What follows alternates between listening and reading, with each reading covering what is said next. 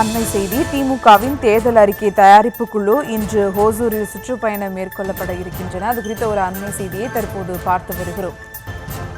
திமுக தேர்தல் அறிக்கையில் இடம்பெற வேண்டிய அம்சங்கள் குறித்து பரிந்துரைகளை கேட்கும் குழு, அது குறித்த ஒரு அண்மை செய்தியை தற்போது பார்த்து வருகிறோம். மேலும் விவரங்களோடு இணைகிறார் செய்தியாளர் ஆனந்த் பாபு. வணக்கம் ஆனந்த் பாபு, விவரங்கள்.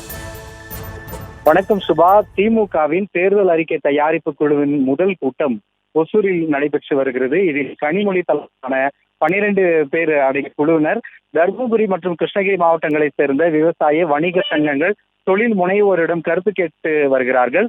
இந்த ஆண்டு சட்டமன்ற தேர்தல் நடைபெற உள்ள நிலையில் திமுகவின் தேர்தல் அறிக்கையில் இடம்பெறுவதற்காக திமுகவின் சார்பில் தேர்தலுக்கான அறிக்கை தயாரிப்பு குழு கனிமொழி கருணாநிதி தலைமையில் அமைச்சர்கள் கோவி செழியன், பழனிவேல் தியாகராஜன், டிஆர்பி ராஜா ஆகியோர் அடங்கிய 12 பேர் குழுவை திமுக அண்மையில் அறிவித்திருந்தது. இந்த நிலையில் தேர்தல் பணிகளுக்காக தேர்தல் அறிக்கை தயாரிப்பு குழுவின் முதல் கூட்டம் இன்று ஒசூரில் தொடங்கி இருக்கிறது. கனிமொழி கருணாநிதி அவர்கள் தலைமையில் தொடங்கி இருக்கக்கூடிய இந்த கூட்டத்தில் அமைச்சர்கள் டிஆர்பி ராஜா மட்டும் பங்கேற்றிருக்கிறார். மற்ற 2 அமைச்சர்கள் பங்கேற்கவில்லை. அந்த குழுவில் 10 பேர் பங்கேற்றிருக்கிறார்கள்.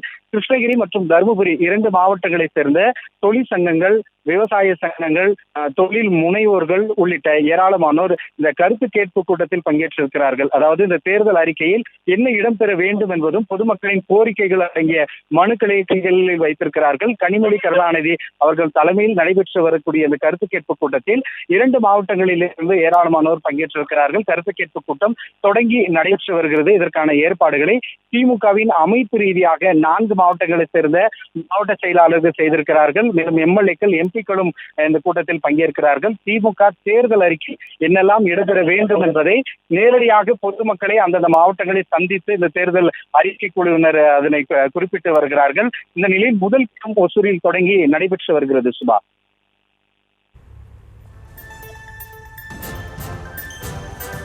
விவரங்களுக்கு நன்றி ஆனந்த் பாபு.